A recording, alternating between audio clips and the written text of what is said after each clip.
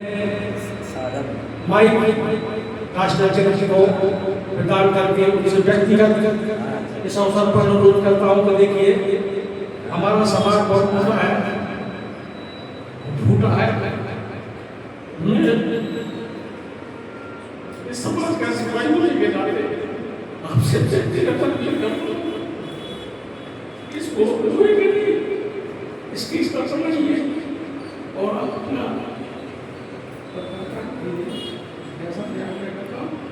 जब तक सूरज चल जाएगा बाबा साहब का नाम रहेगा।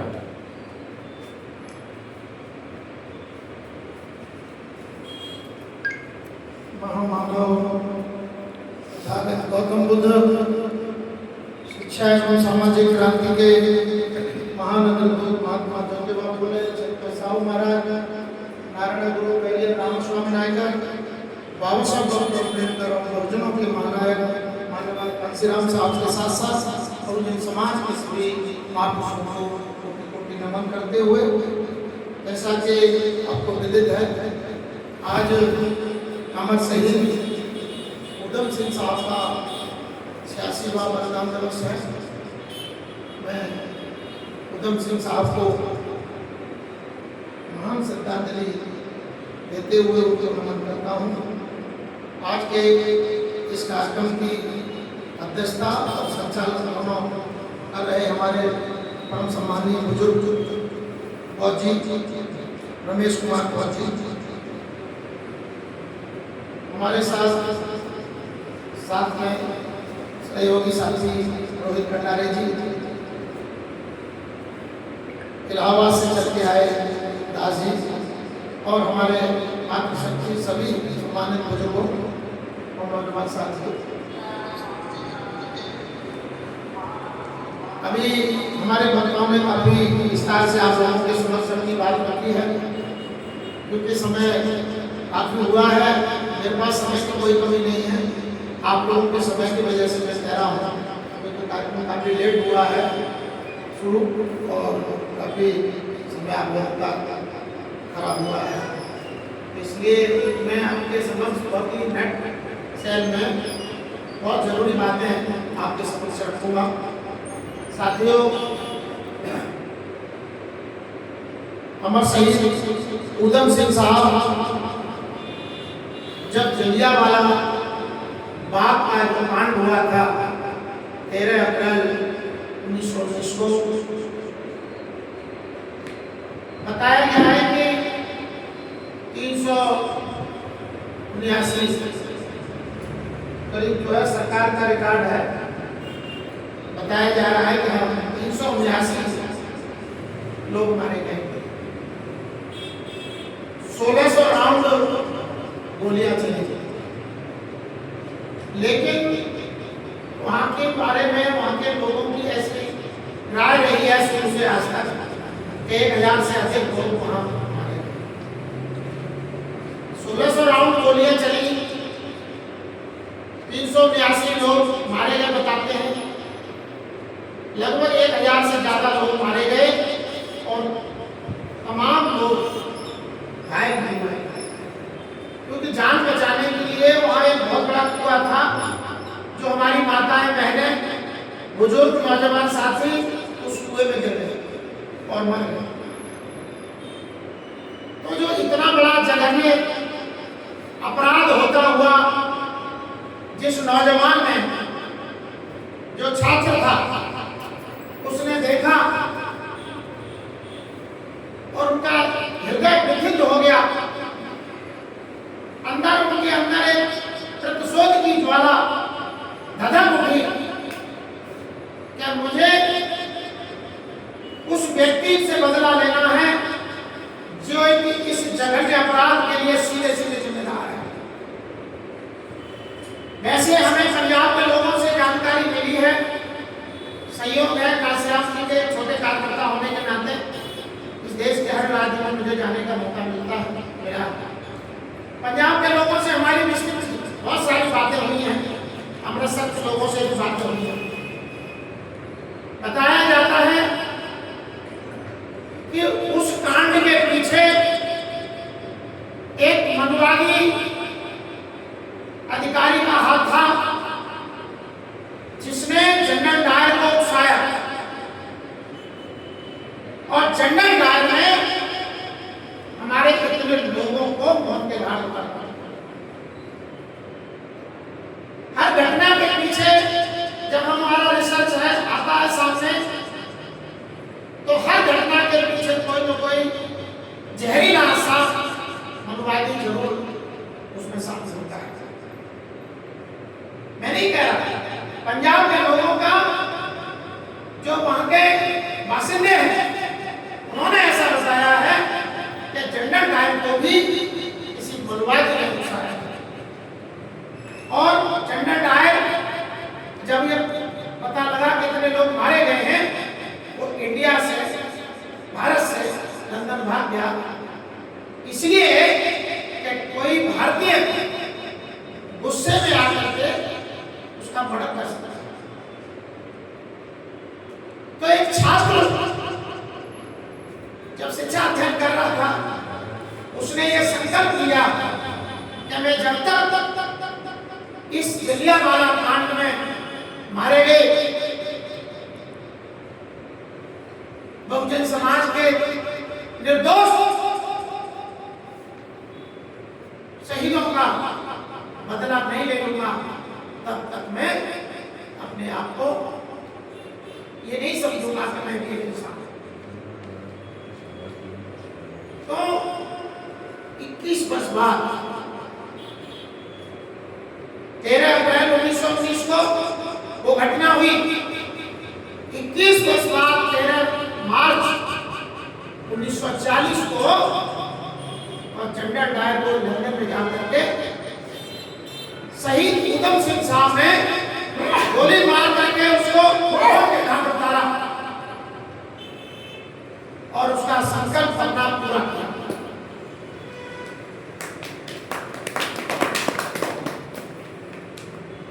इसलिए हमने कल लिखा है, वैसे तो लाखों बहाने हैं मकसद से भटकाने के लिए, सिर्फ एक संकल्प ही काफी है मंजिल तक पहुंचाने के लिए। तो आज हम लोग शहीद उधम सिंह साहब को श्रद्धांजलि दे रहे हैं, सच्ची श्रद्धांजलि नहीं दे पा रहे। अभी सच्ची श्रद्धांजलि नहीं, क्योंकि हमारे समाज में तमाम संत गुरु महापुरुष पैदा हुए हैं जिन्होंने हम लोगों को मानवतावादी विचारधारा का संदेश देकर के इंसान को इंसान का सम्मान करना सिखाया। लेकिन शहीद उधम सिंह ने हमें संकल्प लेकर के मान सम्मान और स्वाभिमान की रक्षा के लिए हथियार उठाने के लिए कैसे मजबूर होना पड़ता है और संकल्प कैसे पूरा किया जाता है, ये संदेश हमें शहीद उधम सिंह साहब। इसलिए कई बार हमारे कई विद्वान लोगों ने समय समय पर कहा है कि हम बुद्ध, फूले साहू, अंबेडकर, गुरु रविदास, गुरु कबीर, गुरु नानक जैसे महापुरुषों की संतानें हैं, लेकिन अगर हमें दुखी करेंगे, मजबूर करेंगे, तो हम उधम सिंह के खानदानी नहीं हैं। ये हमारे लोगों को कभी कभी कहना पड़ता है। तो आप लोगों के माध्यम से मैं इस देश के मनवादियों को उधम सिंह साहब के शहीदी दिवस पर यह बता देना चाहता हूं कि हम उधम सिंह से पूछते भी हैं, जरा ध्यान रखा करें।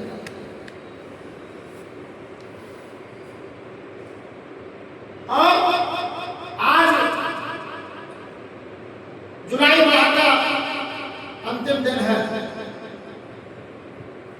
मानवर काशीराम साहब ने हम लोगों को सिखाया है कि जिन महापुरुषों ने हमारे लिए बलिदान दिया है, संघर्ष किया है, त्याग किया है, दिन रात हमारे लिए काम किया है, उनको याद रखो। अगर हम उनको ये समाज हमें भी याद नहीं रखता। आज काशीराम जी को, उनके कार्यों को हम लोग क्यों याद रखते हैं कि उन्होंने अपने से पहले के महापुरुषों को सदैव अपने जीवन के संघर्ष में हर पल याद रखा। एक बार एक पत्रकार ने पूछा कि माननीय काशीराम जी, आप हमें ये बताएं, आप एक इतने जिम्मेदार अधिकारी होकर नौकरी छोड़कर परिवार में बसाने का संकल्प लेकर, संपत्ति में रखने का संकल्प लेकर, साइकिल चला करके गली गली गांव गांव घूम करके पूरे देश में खड़े होकर के आपने पढ़े लिखे लोगों को संगठित करके एक संगठन बना करके इस देश के लोगों को राजपाट देने के लिए जो संकल्प लेकर के चल रहे हैं, क्या वो संकल्प पूरा होगा? और आपका इसके पीछे मूल मकसद क्या है? वो काशीराम साहब ने कहा, संकल्प तो फूले साहब का है, साहू महाराज का है, बाबा साहब डॉक्टर अम्बेडकर का है, बहुजन महापुरुषों का है। मेरा तो कोई संकल्प, मेरा तो कोई मकसद नहीं। मकसद इस बहुजन महापुरुषों का है। अगर मकसद सोचना है तो आप भोले के पास जाओ, साहू के पास जाओ, बाबा साहब अम्बेडकर के पास जाओ और उन्हें उनका मकसद पूछ कर आओ। मेरा अपना कोई मकसद नहीं। मेरा तो मकसद फूले साहू अम्बेडकर का मकसद पूरा करने का संकल्प है। मैं उस संकल्प के लिए काम करूं। काशीराम साहब ने कहा, मेरा अपना कोई मकसद नहीं, मेरा मकसद तो इनके मकसद को पूरा करने का संकल्प है। उस संकल्प को दोहराने का काम मैं कर रहा हूं। अब हमसे भी लोग पूछते हैं, बहुजन समाज परिषद बनाई है, बीएसपी में आप काम करते थे, पूरा जीवन तुम्हारा भी लग गया, तुम्हारा क्या मकसद है? हमने कहा, काशीराम साहब ने इन महापुरुषों के मकसद को पूरा करने का संकल्प लिया था, अब वो संकल्प अभी अधूरा है। काशीराम साहब का संकल्प अभी अधूरा है। अब उस संकल्प को दोहरा करके उस संकल्प को पूरा करने का अपना संकल्प है। अब काशीराम साहब के उत्तराधिकारी तो तमाम घूम रहे हैं, बहुजन महापुरुषों की कुर्बानी को गली गली पटरी पर रख के बेचने के लिए। उनका तो कोई संकल्प है नहीं। तो बेचने वालों से तो अब हम आपको कोई उम्मीद है क्या? जो पटरी पर रख करके साथ काशीराम जी के मिशन को बेच रहे हैं, फूले साहू अम्बेडकर के मकसद को भूल चुके हैं, तो उनसे हमें आपको उम्मीद नहीं रखना चाहिए। और रखें तो हम अपने आप को धोखा देंगे। तो हमने माननीय काशीराम साहब के संकल्प को पूरा करने का संकल्प ले लिया है और उसके लिए हम काम कर रहे हैं। इसलिए हमने कहा है, ऐसे तो लाखों बहाने हैं, मकसद से भटकाने के लिए सिर्फ एक संकल्प ही काफी है मंदिर तक पहुंचाने के लिए। इसलिए छत्रपति साहू महाराज के 4-4 दिन के मेले, पेरियर साहब के 4-4 दिन के मेले काशीराम साहब ने लगाए और हम मेलों में एज सिपाही रहे। आज वो कार्यक्रम पूरे भारत में कहीं भी नहीं हो रहे।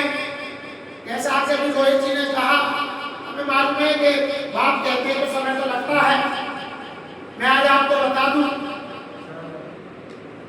चाहे महामानव तथागत बुद्ध के वंशज हो, क्या वो बुद्ध के मार्ग पर चल रहे हैं? क्या फूले साहब के वंशज हैं? क्या वो उनके रास्ते पर हैं? क्या छत्रपति साहू महाराज के वंशज और उनकी कौम के लोग क्या उनके मकसद के लिए काम कर रहे हैं? क्या पेरियर साहब के लोग, उनके खानदान परिवार के लोग या उनके रिश्तेदार या उनकी जाति के लोग क्या उनके लिए काम कर रहे हैं? क्या अमर शहीद उधम सिंह साहब की समाज और सिंह की कुर्बानी को ध्यान में रख रहे हैं? क्या बाबा साहब के खानदान परिवार के लोग क्या बाबा साहब के नाम पर रोटी खाने के अलावा कोई दूसरा काम कर रहे हैं? क्या कांसीराम के परिवार में कांसीराम पैदा हुआ, दूसरा कोई? विचार ही एक ऐसी चीज है, बुद्ध के खानदान के लोग नहीं, बुद्ध के विचार के लोग दुनिया में फैले हुए हैं। 42 कंट्री बुद्धिस्ट हैं, उनमें एक भी बुद्ध का खानदान नहीं है। तो यह खानदान का कोई मामला नहीं है, मामला विचार का। इसलिए हम लोगों ने संकल्प किया कि जो काम कांसीराम साहब जीवन भर करते रहे, हम अगर ये उम्मीद करें कि उनके परिवार के लोग ही आएंगे और वही झंडा उठाएंगे और हम उनके पीछे लगेंगे, तो जरूर है नहीं। कांसीराम साहब के विचारों को तो कोई विचारवान व्यक्ति आगे बढ़ाएगा, उनकी राजनीतिक विरासत में तो लोग मौज ले रहे हैं, तो मौज लेने वालों से तो हमें उम्मीद नहीं रखना चाहिए। इसलिए हमने ये निर्णय लिया 2002 में अंतिम कोल्हापुर में जहां साहू महाराज का किला है, वहां पर कांसीराम साहब की अध्यक्षता में उनकी चीफ गेस्ट में साहू महाराज का मेला लगा, 100वां भागीदारी दिवस मनाया गया। उसके बाद इस देश में कोई भी साहू मेला नहीं लगा, कोई साहू महाराज की जयंती पर भागीदारी दिवस पर कोई आयोजन नहीं हुआ। 10 वर्ष तक 2012 तक कोई आयोजन नहीं हुआ। तब हम लोगों ने महामानव तथागत बुद्ध की जयंती पर 6 मई 2012 को ये संकल्प लिया कि बुद्ध से लेकर के कांसीराम साहब तक जिन जिन महापुरुषों ने कुर्बानी दी, उनके विचारधारा के आंदोलन, उनके राजनीतिक, सामाजिक एवं आर्थिक मुक्ति के लिए जो चलाए गए आंदोलन हैं वो अधूरे हैं और वो अब मृतप्राय होने जा रहे हैं। उनको काम करने के लिए, उस विचारों पर आगे बढ़ने के लिए समाज को आगे आने की जरूरत है। तो हम लोगों ने संकल्प किया ये काम करने की जिम्मेदारी हम लोग हैं। और 2012 से लेकर आज तक हमने पहला कांसीराम साहब की बलिदान दिवस मनाया 2012 में। कांसीराम साहब का बलिदान दिवस मनाया और उनके परिवार की, उनकी जो प्यारी बहन बुआ जी स्वर्ण कौर को उसका चिन्ह उनकी मौजूदगी में हम लोगों ने ये संकल्प किया कि कांसीराम साहब अब आज दुनिया में नहीं है, अगर उनका विचार जिंदा है और उनके विचारवान कार्यकर्ता जिंदा है तो ये लोग अब मानवर के विचारों को बिगड़ने नहीं देंगे, उसको मंजिले बख्शों तक पहुंचाने का काम करेंगे और ये काम हम लोग करेंगे। 2012 से हम लोग साहू महाराज की जयंती मनाते हैं, फूले साहब की जयंती मनाते हैं। साहू महाराज ने फूले साहब की जयंती, बाबा साहब की जयंती पर तो पूरे देश को लोग नाचते भी हैं, और देखो तुम नाचते भी हैं, बड़े बड़े स्वापा भी बांधते, टांगड़ी बांधते, बड़ी बड़ी माला पहन के जुलूस में भी चलते, लेकिन बाबा के विचारों और उनके सपने से उनका कोसों दूर कोई वास्ता नहीं। क्या बहुत सी गलत तो नहीं बोल रहे भाई?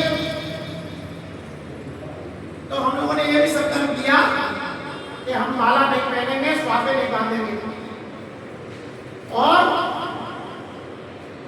जिनके महान त्याग से हम लोग कुछ बोलने लायक हुए हैं तो अब बोलते रहेंगे, कुछ काम करते रहेंगे। ये समय है, एक ऐसा समय है, अगर हम आज चुप हो गए तो 10 वर्ष के बाद हमारी कौमें नपुंसक हो जाएंगी, उनकी जबान बंद हो जाएगी, और अगर बोलते रहे तो और ये कौमें बोलती रहेंगी, ये कौमें बोलती रहेंगी। कौमें क्यों कहा मैंने? 6,743 जातियों में बांटा गया बहुजन समाज, जो कि हर रोज जिसकी कुटाई पिटाई लुटाई ठगाई, कुटाई पिटाई लुटाई और ठगाई जिसकी रोजाना हो रही है।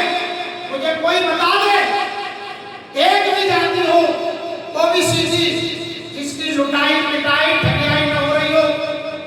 कोई मुझे बता दे एक भी ऐसी जाति हो अनुसूचित जाति की जिसकी लुटाई पिटाई कुटाई ठगाई न हो रही हो। कोई बता दे मुझे अनुसूचित जनजाति की एक भी जाति तो कुट नहीं रही हो, पिट नहीं रही हो, लुट नहीं रही हो। कोई भी मुझे बता दे, कोई भी एक दूसरे के धारने में लचक के बता दे इस भारत में सुरक्षित हो, सम्मान से जिया।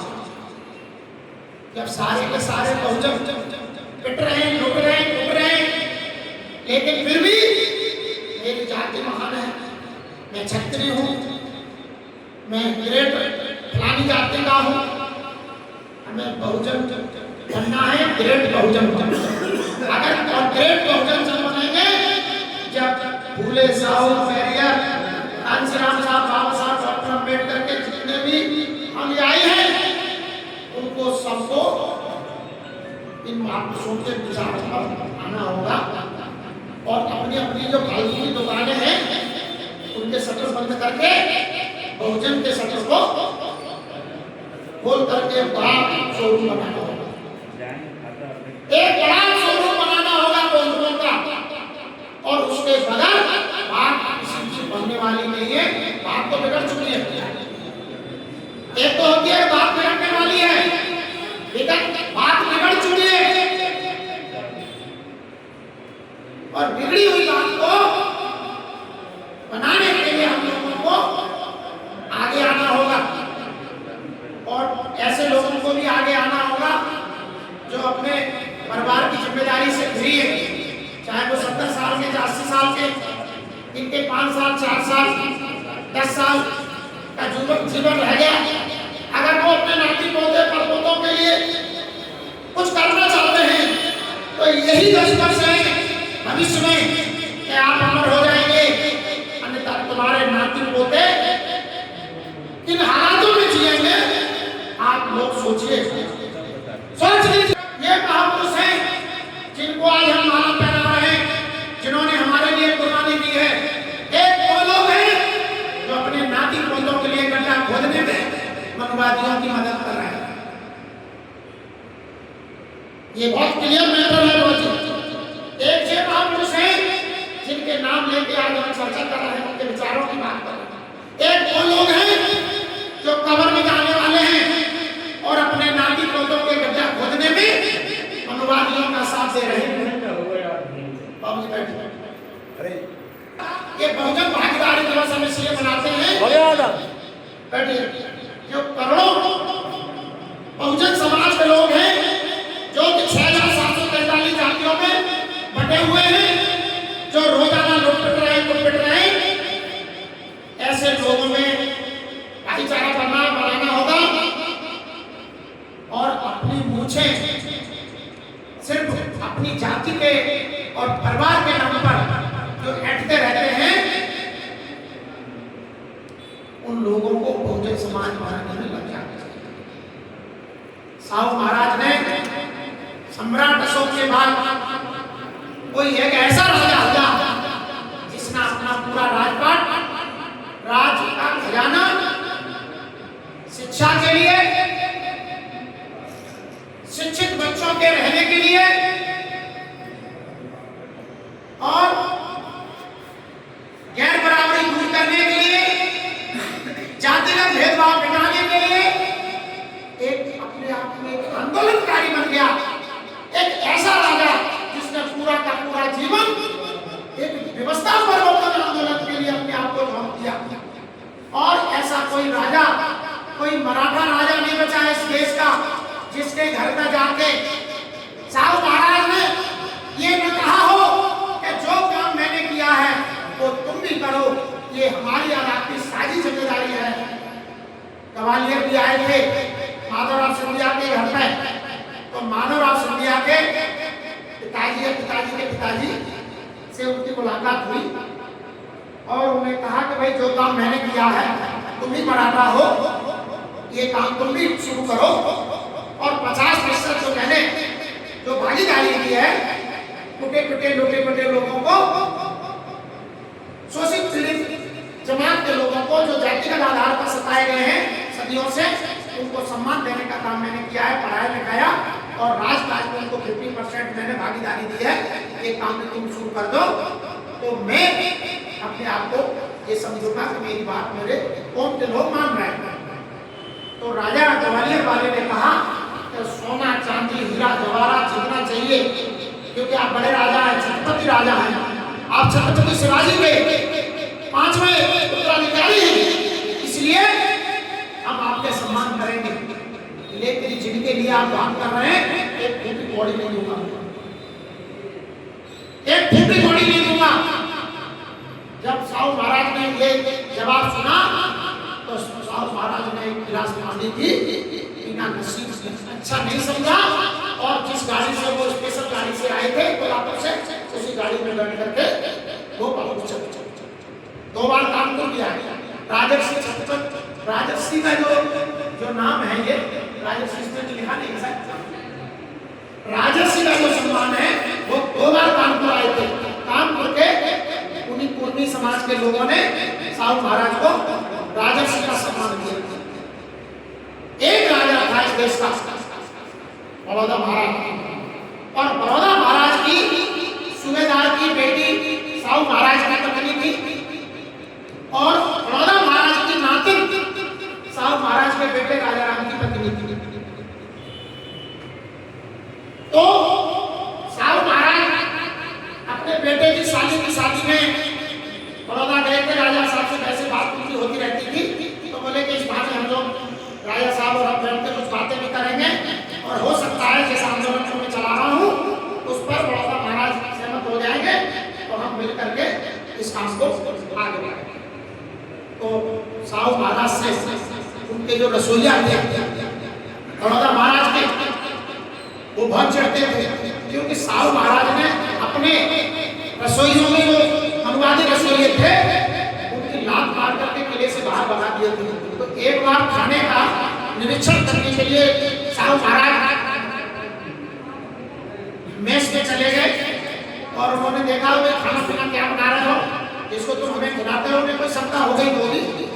तो वो उनका रसोइया बोला, आप राजा हैं, हम आपका सम्मान करते हैं, आप हमें तनख्वाह देते हैं, हम आपके माथेल हैं, लेकिन रसोई में आप नहीं घुस सकते क्योंकि आप शूद्र हैं, आप शूद्र हैं। मेरी बात समझ रहे? छत्रपति साहू जी महाराज जिस कोल्हापुर के रियासत के राजा हैं, उस रियासत में एक किला है और वहां एक रसोइयों का एक जमात है, वो खाना बनाती है और जब खाना रसोई घर में निरीक्षण करने निकल गए तो राजा साहब को रसोई में नहीं घुसने चाहिए। तब राजा साहब ने रसोइयों को लात मार के वहां से भगाया, तुम जैसे नालायक लोगों का तो इलाज कर रहा हूं मैं। वहां के रसोइयों को जब राजा साहब ने भगाया तो पूरे देश के जो जितने भी राजाओं के रसोइये थे वो ज्यादातर ब्राह्मण थे। तो बड़ौदा महाराज के भी रसोइये ब्राह्मण थे। उन रसोइयों ने जब देखा कि साहू महाराज हमारे आ गए हैं रिश्तेदारी निभाने के लिए, तो उन रसोइयों ने राजा साहब के साथ छल किया, साहू महाराज के साथ, और अपने राजा की छवि खराब करने के लिए पूरी तैयारी कर ली। और मौका देखते ही शादी की एक दिन बाद और साहू महाराज को काम तमाम करने का इंतजाम किया। जब साहू महाराज को लगा कि मुझे कुछ हो गया तो उन्होंने अपने बेटे से कहा, फटाफट इमीडिएट 10 कर दो, यहाँ से रवाना करो, नहीं तो इनकी शादी में भी विघ्न हो जाएगा और मेरा बचना मुश्किल है। तो राजा साहब साहू महाराज को अपने बेटे के साथ, अपने लश्कर के साथ सीधे बॉम्बे पहुंचे और बॉम्बे में अस्पताल पहुंचते पहुंचते उन्होंने दम तोड़ दिया। ये कड़वी सच्चाई है। अब आप समझ सकते हैं 48 साल का राजा जिसकी हट्टी कट्टी पर्सनालिटी हो और वो चलता फिरता बुखार तक नहीं आया और वो चल बसा। शरीर छोड़ने से पहले अपने बेटे को साहू महाराज ने कहा कि ये राज रहना चाहिए।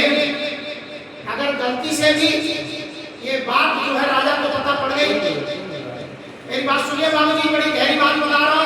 ये बात साहू महाराज ने अपने बेटों को कहा कि अगर नहीं बड़ौदा महाराज को ये पता पड़ गया कि मेरा समझी बेटे का समझी मेरे घर से मेरे रसोइयों के छल से दुनिया से चला गया है तो राजा सुसाइड कर लेगा।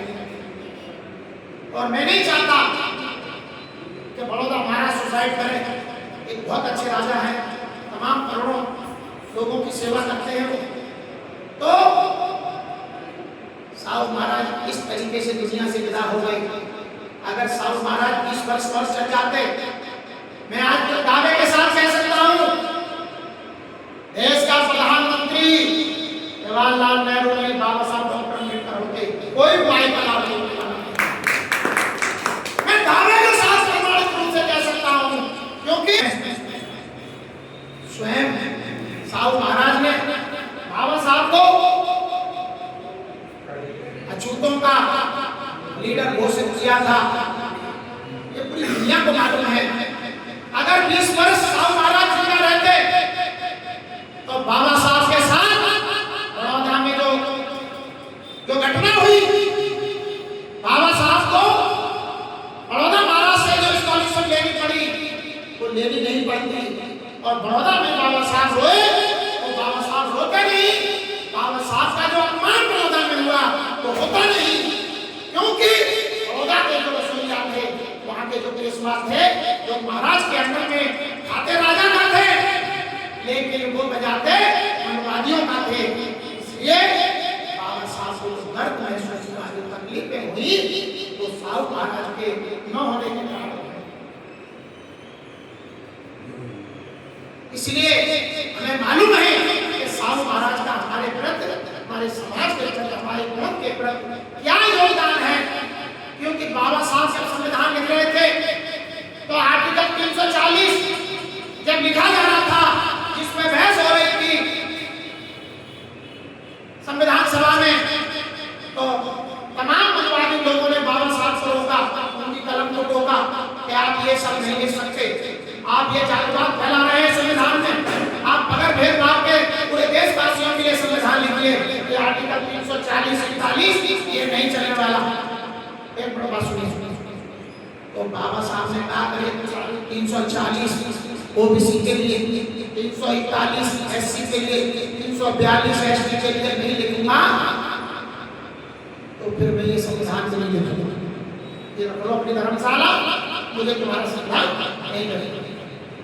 तब ये पटेल आए, ये पटेल साहब हमारे बाबा साहब से पूछे क्या मामला है, जो ओबीसी कौन है। बोले अगर ओबीसी मुझसे ये पूछेगा तो ओबीसी कौन है,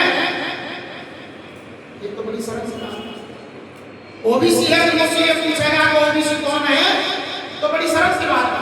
बोले नहीं मैं समझ नहीं पाया हूँ, इसके पीछे बोले ओबीसी का मतलब है जो जातिगत आधार पर पिछाड़े गए, अपने आप को क्षत्रिय मानते हैं लेकिन जातिगत आधार पर वो भी समझाया, लेकिन फिर भी पटेल साहब की इतनी हिम्मत नहीं हुई। एक बात सुनिए तो फिर भी पटेल साहब की इतनी हिम्मत नहीं हुई कि वो ओबीसी के लिए बाबा साहब से बातें मान करके कैप्टन जयपाल सिंह मुंडा ने अकेले बाबा साहब की बात मानी और वो शेड्यूल ट्राइब के अपनी बात कहने के लिए संविधान सभा में अड़े। तो शेड्यूल कास्ट के लिए बाबा साहब और शेड्यूल ट्राइब के लिए जयपाल सिंह मुंडा, तभी शेड्यूल कास्ट के लिए बाबा साहब की तरफ से और शेड्यूल ट्राइब के लिए जयपाल सिंह मुंडा की तरफ से 22.5% प्रतिनिधित्व भागीदारी का प्रावधान संविधान में बाबा साहब कर पाए। अगर पटेल साहब भी खड़े होते ओबीसी के लिए तो 340 जो आर्टिकल है जिस पर 27% मंडल कमीशन 1990 में मात्र 200 वर्ष में लागू हुआ है, उस समय 52% आबादी के हिसाब से ओबीसी के लिए अधिकार बाबा साहब संविधान में लिखने जाते, कोई भाई का राज हमें बहुजनों को सत्ता में आने से रोक नहीं पाता। ये कड़वी सच्चाई है, इसे हमें स्वीकार करना चाहिए। लोग स्वीकार नहीं करते, इसलिए गुलाम है, इसीलिए गुलाम है। और कोई भी अगर ये कहे कि ओबीसी के लोग अगर छत्री हो गए हैं और 50 से 60% कावड़ ओबीसी हो रहे हैं, 25 से 30% शेड्यूल कास्ट हो रहे हैं और शेष शेड्यूल ट्राइब हो रहे हैं। OBC schedule caste schedule tribe भी 100% कावड़ हो रहे हैं। एक भी ब्राह्मण कन्या ठाकुर एक भी कावड़ होने के लिए नहीं आता। अगर कोई मुझे बताए कि ये ब्राह्मण का पुत्र, ये वैश्य का पुत्र, ये क्षत्रिय का पुत्र कावड़ लेके आ रहा है, तो मैं उस व्यक्ति को मानूंगा। सिंगल 1% भी एक व्यक्ति कावड़ होने के लिए ब्राह्मण कन्या ठाकुर नहीं जाते। सारे के सारे शूद्र कावड़ हो रहे हैं और या फिर रोजगार के नाम पर लाठी खा रहे हैं। कावड़ हो रहे हैं, फूलों की वर्षा हो रही है, रोजगार मांग रहे हैं तो लठ पड़ रहे हैं, पेपर लीक की बात कर रहे हैं। तो आपने देख लिया। तो हमारा आप लोगों के माध्यम से देश भर के बहुजन समाज से ये निवेदन है कि छत्रपति साहू महाराज के भागीदारी आंदोलन को अगर हम आगे बढ़ाएंगे तो ओबीसी जागृत होगा। उन्हें पता है ये कुर्मी वंशज है, उन्हें पता है उन्हें मौर्य वंशज है, उन्हें पता है कि पेरियर बघेल है, उन्हें पता है कि नारायण गुरु कुमार है, उन्हें पता है कि बाबा साहब डॉक्टर अम्बेडकर सर्वकास्ट है, उन्हें पता है पूरा जीवन ओबीसी एससी एसटी धार्मिक अल्पसंख्यक बहुजनों को एक माला में तोड़ने के लिए पूरा जीवन बलिदान कर दिया है। उन्हें पता है। समस्या तो खड़ी हुई है 2006 के बाद, जब काशीराम जी नहीं रहे और उनके विचारों को, उनके बलिदान को, उनके संकल्प को लपेट के पलीता लगा के नीचे स्वाहा कर दिया गया।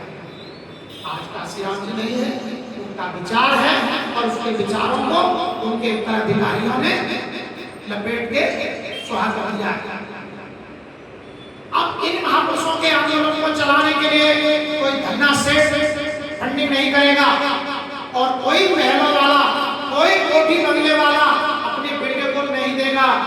इसके लिए तो मेरे चाचा जैसे लोगों के आंसू निकलेंगे या दिनेश गौतम जैसा कोई नंगे घर से आएगा जिसकी छत्ती की किराए की नहीं, भाइयों की दी हुई होगी, किराए की तो नहीं, किसी भाई के द्वारा पहनाई हुई चड्डी पहन करके दिनेश गौतम जैसा कोई कार्यकर्ता दौड़ेगा इन महापुरुषों के आंदोलन के लिए, इनके विचार के लिए, इनके संकल्प को पूरा करने के लिए। आप बजट बनाइए। है कोई बंगले वाला जो अपने बेटों को कहे बचाओ? है कोई धनवान कुर्मी समाज का बेटा जाओ फूले साहब के सपने को साकार करो, साहू महाराज के सपने को साकार करो? कोई नहीं कहेगा। कांशीराम साहब ने कहा तो मुझे बाबा का सपनों का भारत, बाबा के सपनों का भारत का मतलब सम्राट अशोक का भारत। ये बात किसने कही? कांशीराम साहब ने कही है कि नहीं कही? तो मुझे बाबा का सपना पूरा करना है, कही है कि नहीं कही? और ये भी कहिए कि बाबा का सपने का मतलब सम्राट अशोक का भारत। सम्राट अशोक कौन है? हमारे वाल्मीकि, कोहली, कौन है?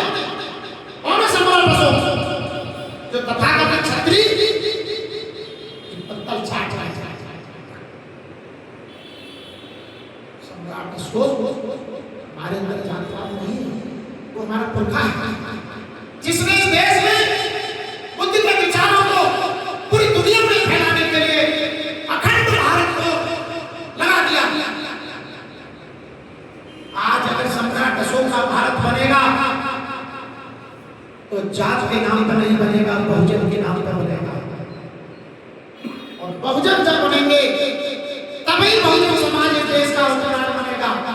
और बहुजन समाज जब देश का उपनाम बनेगा तो बाबा का सपना पूरा होगा।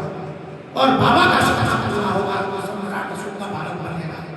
और सम्राट अशोक का भारत बनेगा, कांसी राम साहब का शासन पूरा होगा। हम उस दिन अपने महापुरुषों को सच्ची श्रद्धांजलि दे सकेंगे। 1940 में शहीद उधम सिंह जी को अपने जीवन का बलिदान देना पड़ा। आप एक तारीख समझिए, 13 मार्च को जनरल डायर को शूट किया और 31 जुलाई को शहीद हो गए। कितने दिन है? 13 मार्च और 31 जुलाई में कितने दिन हैं? 3.5 महीने। आज 100 लोगों का मर्डर कर दे कोई, इतने दिन में तो चार्जशीट नहीं लगाती है पुलिस। कौन से आप बहुत ही गलत बोल रहे हो क्या? सही बोल रहे हो। तो जी बाबू जी, क्या इतने दिन में पुलिस चार्जशीट लगाएगी मर्डर केस की? 100 लोगों का मर्डर हो जाए, एक साथ लगा देगी चार्जशीट लगाने। लेकिन शहीद उधम सिंह को 13 मार्च और 31 जुलाई के बीच में अपने जीवन की लीला समाप्त करनी पड़ी। उधम सिंह साहब को पता था कि मैं जनरल डायर को शूट करने के लिए लड़ने जा रहा हूँ, मैं जिंदा नहीं लौटूंगा। लेकिन संकल्प था कि मुझे जलियांवाले बाग के निर्दोष मारे गए लोगों का इंतकाम लेना है। इंतकाम को पूरा करने के लिए शहीद उधम सिंह शहीद हो गए। कितने लोग हैं इस धरती पर इस बात का संकल्प लें? हर रोज मारे जा रहे हैं, हर रोज जलियांवाला कांड हो रहा है। कहां नहीं हो रहा? अभी इधर नॉर्थ ईस्ट में पिछले साल क्या हुआ? कितने लोग मारे गए? मेरी बहन बेटियां नंगी घुमाई गई। बिहार में, उत्तर प्रदेश, मध्य प्रदेश, छत्तीसगढ़, झारखंड, पूरे देश के अंदर कहां पर कौन सी घटना नहीं हो रही है? हर रोज जलियांवाला कांड हो रहे हैं। कितने उधम सिंह पैदा हो रहे हैं, इतना खून हमारा कैसे सूख जाए? हम ऐसे कितने नपुंसक क्यों होते जा रहे हैं कि हमें अपनी माँ बहन बेटियों की असमत लुट रही है। हमारे साथ आए दिन अत्याचार हो रहे हैं और हम सहन कर रहे हैं। ये सहन शक्ति इतनी आई कहां से है? इतनी सहन शक्ति कहां से आ गई है हमारे अंदर? इस पर हम विचार चाहते हैं। ऐसे बाबा साहब ने कहा कि मैं चाहूं तो ताकत के बल पर, लाठी के बल पर देश हत्या सकता हूं, लेकिन मैं खून खराबा नहीं चाहता। कांसी राम साहब ने भी बाबा साहब को फॉलो किया और हम भी ये नारा दे रहे हैं कि न तीर से न तलवार से मनुवाद मिटेगा बहुजन समाज के महापुरुषों के विचार से। लेकिन अगर जरूरत पड़ी, बुद्ध ने भी कहा है कि हमें खून खराबा नहीं करना चाहिए, हमें दया करनी चाहिए, करुणा मैत्री का भाव रखना चाहिए। लेकिन बुद्ध ने ये भी नहीं कहा कि इस थप्पड़ का गाल पड़ जाए तो दूसरा भी कर लो। ये गांधी का कह सकते हैं कि बुद्ध भी कभी नहीं कहा। कोई मुझे प्रमाणित करते इस धरती पर कि बुद्ध ने कहा हो, बुद्ध ने कहा हो कि मेरे एक गाल पर थप्पड़ मार दो तो दूसरा कर दूंगा। क्या बहुत जी कहा है? बुद्ध ने नहीं कहा, बुद्ध ने कहा है हथियार मान सम्मान की रक्षा के लिए उठाया जाता है, किसी की हत्या करने के लिए नहीं। अपने जुनून को, अपने अहंकार को पूरा करने के लिए हथियार नहीं उठाता। आज हम उधम सिंह साहब की बलिदान दिवस पर क्यों नहीं याद कर रहे हैं? उन्होंने निर्दोष मारे गए लोगों का बदला लेने के लिए काम के लिए लंदन तक जाकर के उसके घर में बाग में जाकर के गोली मारी। तो ये हत्या नहीं है, ये इंतकाम है। और ये इंतकाम इतना तो होना चाहिए, इतना तो होना चाहिए। ऐसे तो फिर देश गुलाम हो जाएगा। कौन सा इतना इंतकाम तो होना चाहिए। आज इन महापुरुषों के विचारों को आगे बढ़ाने के लिए, उनके मकसद पर काम करने के लिए कितने लोग संकल्प ले रहे हैं, कितने लोग संकल्प करते हैं। आशीर्वाद साहब ने अपना बलिदान कर दिया इनके मकसद के लिए, और इनके बलिदान के लिए क्या कर रहे हैं? हम कुछ नहीं कर रहे हैं। इसलिए हमने ये जुलाई का कहा, हमें मालूम है कि फूले साहब ने अपने पूरे परिवार से जब संबंध खत्म हो गए, माता सावित्री बाई को लेकर इकबाल साहब के घर पर शरण पाई और उनकी बहन को साथ में लेकर के माता सावित्री बाई के साथ और शिक्षा की अलग जगाई और हमें शिक्षा का संदेश दिया। लेकिन साहू महाराज ने तो पूरा राजपाट फूले साहब के मिशन को आगे बढ़ाने में लगा दिया।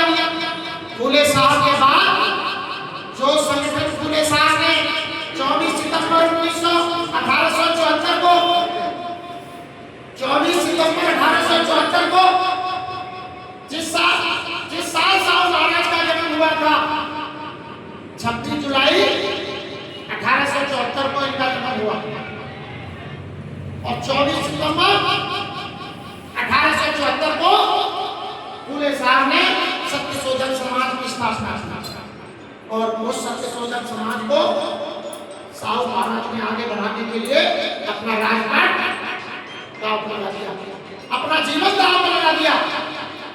ये कड़ी है हमारे महापुरुषों के संघर्ष की और बलिदान की। साहब ने अपनी कलम से फूले और साहू के विचारों को संविधान में प्रो दिया और बाबा साहब के विचारों के लिए राम साहब ने बलिदान दे दिया। तो हमारा कोई दायित्व बनता है कि नहीं जी?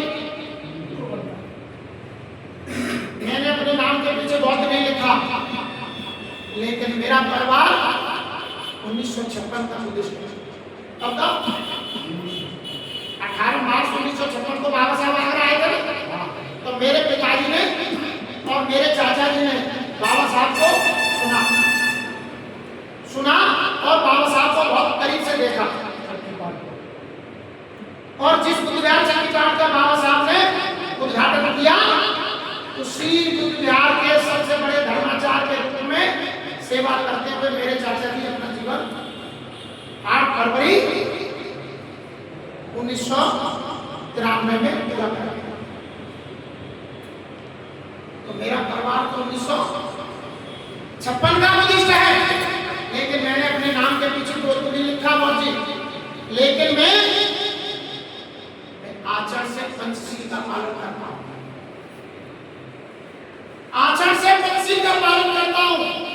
और जो लोग पंचशील का पालन नहीं करते, नहीं, मैं तमाम लोगों को देख रहा हूँ 5 शील भंग करते हैं और बहुत नहीं लिखते, और बहुत नहीं लिखते।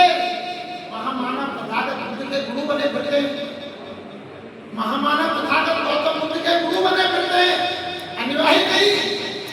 तो मैं उनसे आग्रह करता हूँ कि आप लोग बुद्ध को जानो, बुद्ध की मानो, तब बहुत लिखो और बुद्ध के पापा मत बनो, बुद्ध के अनुयायी बनो। आगरा में भी कई है बहुत। एक आगरा का तो बड़ा ऊंचा हरामी आदमी है जो आपके मध्य प्रदेश में भी घूमता है, वो 5 शील सुबह से शाम तक 10 बार भी करता है। सुबह से 10 बार बंद कर देता है 5 सीटों को, वो बौद्धों का मालिक बन गया। आपके लिए मध्य प्रदेश में बहुत घूमता, मेरे ही आगरा का रहने वाला। तो हम ऐसे लोगों का क्या कहें? तो हमें कुछ पहचान करने के लिए अपना दिमाग लगाना पड़ेगा कि नहीं लगाना पड़ेगा? लगाना चाहिए। इसलिए हम लोग ये जो आप बैनर देख रहे हैं, इसमें लिखा है ऊपर, शिक्षा माफियाओं से भारत देश को मुक्त करो, मुक्त राशन नहीं, फ्री आवासीय शिक्षा का प्रबंध करो। यहाँ लिखा है समान रूप से फ्री उच्च चिकित्सा का प्रबंध करो, देश की जनता करे पुकार, नशा मुक्त करो भारत सरकार।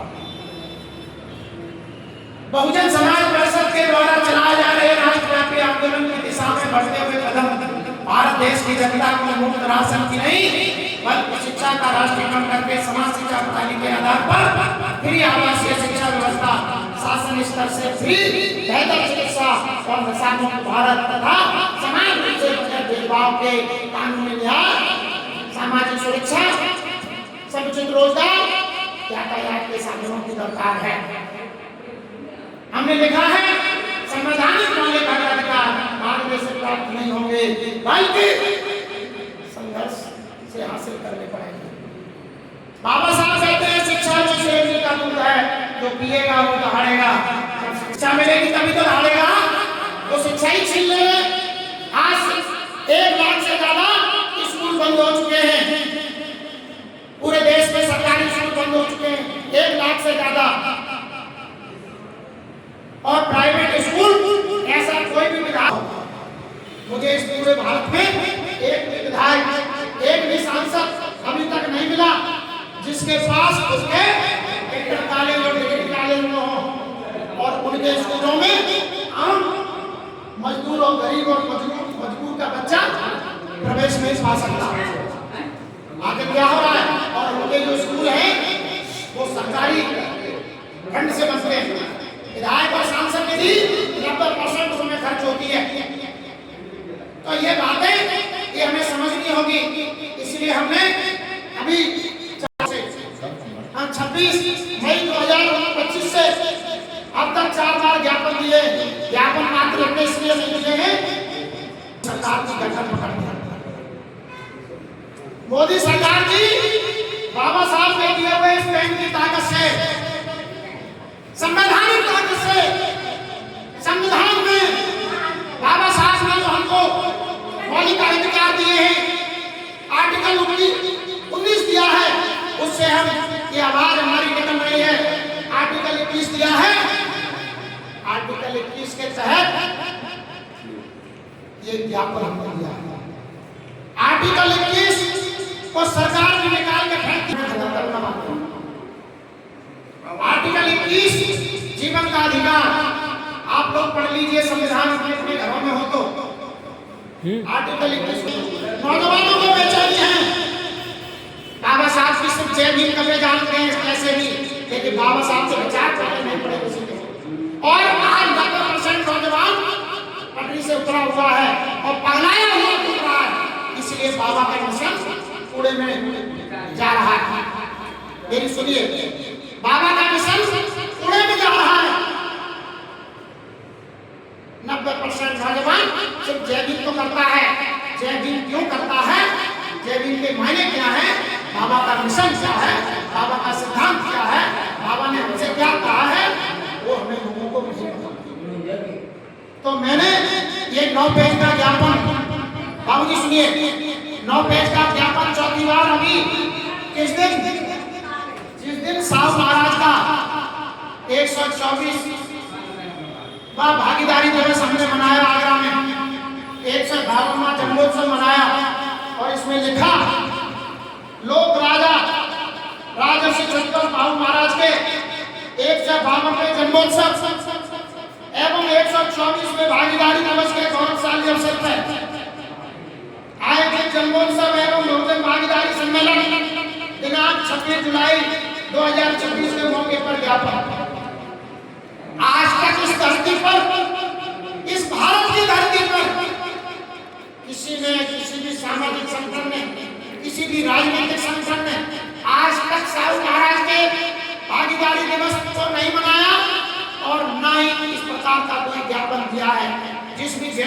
चाहिए।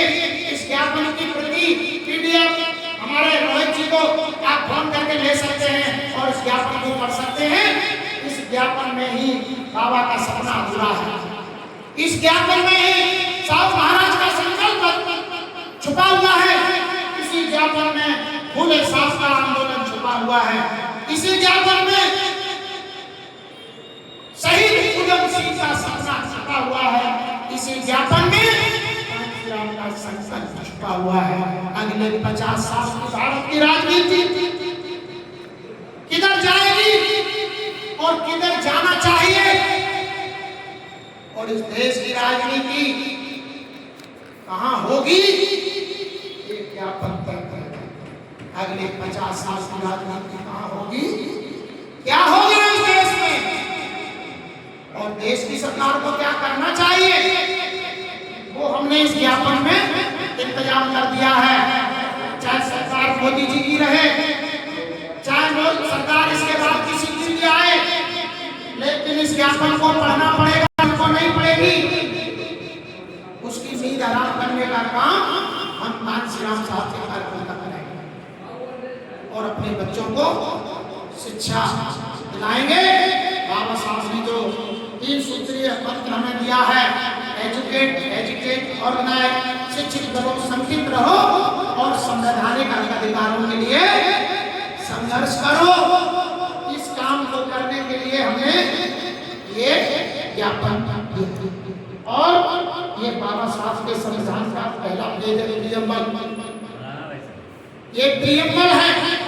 इस प्रियम्बल में बाबा साहब क्या चाहते थे वो हमने इस ज्ञापन में लिखा है। हमने इस ज्ञापन में लिखा है कि इस प्रियम्बल का भाव अगर किसी को समझ हो, पढ़े लिखे व्यक्ति को पढ़ना हो तो हमसे ज्ञापन ले सकते हैं। हम करोड़ों की संख्या में इस ज्ञापन की PDF मोबाइलों के माध्यम से पूरे देश में फैला रहे हैं। आप लोगों को भी मिल जाएगी। आप लोग जब चाहें हमारे साथियों से पैसे भी ले सकते, फौजी से ले सकते, इनके मोबाइल में मिल जाएगी। जिसके पास फौजी का नंबर हो, जिसके पास दादाजी का नंबर हो, जिसके पास धर्मेंद्र का नंबर हो, जिनके पास विश्वजीत दास जी का नंबर हो, जिनके पास रोहित जी का नंबर हो, जिसके पास मेरा नंबर हो, आप हमसे PDF में ले सकते हैं। ये ज्ञापन हम सभी के लिए पब्लिकली भेज चुके हैं। तो मेरा लोगों से निवेदन है, बाबा साहब नहीं है, कांशी राम साहब नहीं है, उधम सिंह साहब नहीं है, साहू महाराज कैरियर नहीं है, फूले साहब नहीं है, बुद्ध भी नहीं है। क्या ये वापस आएंगे? क्या ये समझाने के लिए, मुझे समझाने के लिए, आपको समझाने के लिए वापस आएंगे? किसी न किसी को हमें से ही इनकी बातों को आगे बढ़ाने के लिए किसी न किसी को तो अपनी कमर कसनी पड़ेगी। किसी न किसी को तो घर से निकलना पड़ेगा, किसी न किसी को तो संकल्प लेना पड़ेगा। इसलिए हमारा आप लोगों के माध्यम से हम कैडर देते हैं। हमारे कैडर का नाम बहुजन फिजिकल सेंटर है, क्योंकि कैडर देंगे हमारा दुश्मन चौपन्ना होता है और मेरा समाज सो गया है, हमारा समाज दोबारा सो गया है और इतनी गहरी नींद में सो गया है कि गर्मियों में भी रजाई ओढ़े हुए, गर्मियों के दिनों में बाबूजी रजाई ओढ़ के सो रहा है। इसलिए गहरी नींद के सोए हुए समाज को जगाना जरूरी है कि नहीं?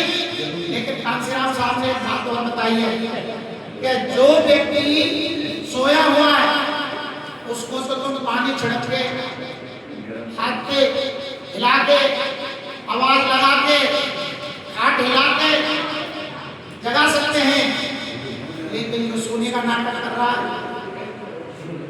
जो सोने का नाटक कर रहा है, क्या उसे कोई जगा सकता है? मेरे नौजवान और मेरे समाज के पढ़े लिखे लोग जो आज भी 50,000, 60,000 पेंशन पा रहे हैं, 2-2 लाख तनख्वाह पा रहे हैं और जिनके नाती पोतों का भविष्य खतरे में है, वो रजाई ओढ़ के गर्मियों में सो रहे हैं एसी चला के। क्या मैं झूठ बोल रहा हूँ क्या? गर्मियों के दिनों में रजाई कंबल ओढ़ के सो रहे हैं और वो टरमरा भी नहीं रहे हैं, सोने का नाटक भी कर रहे हैं। और काशीराम साहब का बलिदान से उन्हें कोई लेना देना नहीं है। बाबा के संकल्प से उन्हें कोई लेना देना नहीं है। बाबा के मकसद से भी कोई लेना देना नहीं है। शहीद उधम सिंह की कुर्बानी से कोई लेना देना नहीं है। उन्हें पूरे सालों से कोई लेना देना नहीं है। ऐसे लोगों का क्या करें? वो मेरे आपके काम के नहीं, अपने नाती पोते के भी काम के नहीं है। ऐसे लोगों के लिए काशीराम साहब ने कहा है कि जिंदा लोगों को ही जगाया जाता है, सोए हुए लोगों को ही जगाया जाता है और जिंदा लोगों को ही मिशन समझाया जाता है, मुर्दों को तो दफनाया जाता है। आया ना काशीराम साहब, मुर्दों को दफनाया जाता है। जो मुर्दे हो गए हैं, जो रजाई ओढ़ के पड़े हुए हैं, क्या वो बाबा के काम के, क्या वो पूरे साहब के काम के, साहू महाराज के काम के? उनके नजरों में शहीद उधम सिंह जी की कुर्बानी का कोई एक आध बूंद आंखों में बचाए क्या? मेरी नजर में तो ऐसे लोग नपुंसक बोल रहे हैं। इनके सामने उनकी माँ बहन बेटियों की इज्जत आबरू भी खतरे में पड़ रही हो, तब भी उनका खून पानी है। एक बात सुनते थे मतलब जिस का किसी बात को लेके, किसी संघर्ष को लेके, किसी घटना को लेकर के कहते थे कि जिस व्यक्ति का खून न खोले, खून नहीं वो पानी है। और जो जवानी, जो शरीर की ताकत किसी बहुजन समाज के काम आए, वो बर्बाद जवानी। 90% नौजवानों की जवानी को गलत दिशा दे दी गई है। बहुजन समाज के नौजवानों की जवानी बर्बाद जा रही है। उनकी जवानी बाबा के संकल्प के लिए, उनके मकसद की काम नहीं आ रही है। मेरे देश के नौजवानों की जवानी साहू महाराज के लिए काम नहीं आ रही है, पूरे साहब से काम नहीं आ रही है।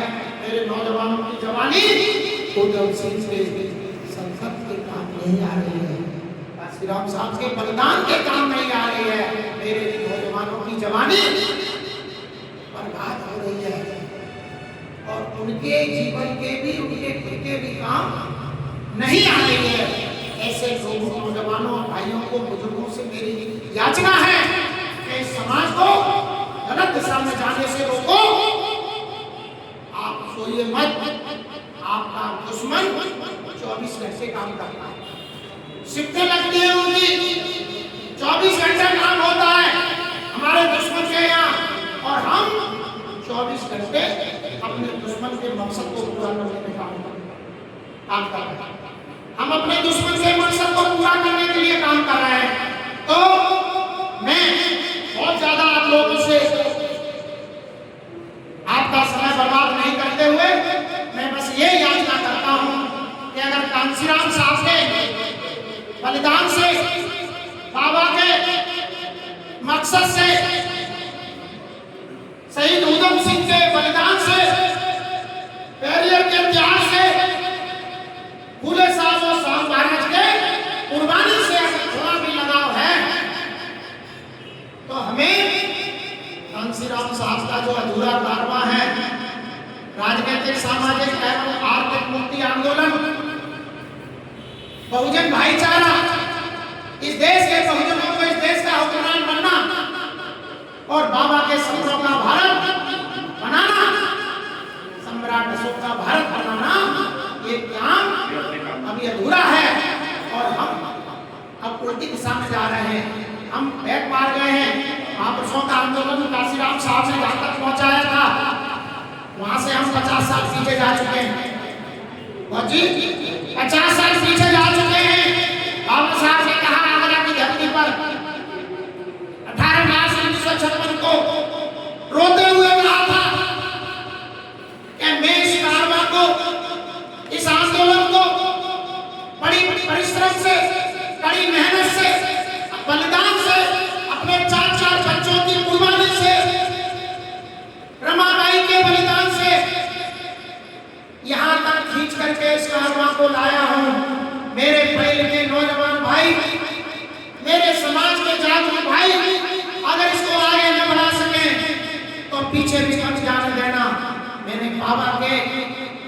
सपने को लोग भूल चुके हैं। जिनसे बाबा साहब ने उम्मीद की थी वो नालायक साबित हो गए हैं। हंसराज साहब उस समय कहते थे कि मैं तो कुछ नहीं कर रहा हूँ, मैं तो अपने नालायक समाज की नालायकी दूर करके उसे लायक बनाने में लगा हुआ हूँ। जिस दिन मेरा समाज लायक बन जाएगा तो बाबा के मकसद को जान जाएगा और बाबा के अधूरे कारवां को आगे बढ़ाएगा। ऐसा हंसराज साहब अक्सर बोला करते थे। तो मेरा आप लोगों से निवेदन है, अगर मुझसे कोई गुस्ताखी हो गई हो, भूल हो गई हो तो क्षमा करें। लेकिन मैं आप समझ रहे होंगे 20 लोगों के बीच में ये दिनेश गौतम बड़ी जोर जोर से चिल्ला रहा है, ये बेवकूफ समझ रहा है। नहीं, बेवकूफ नहीं समझ रहा।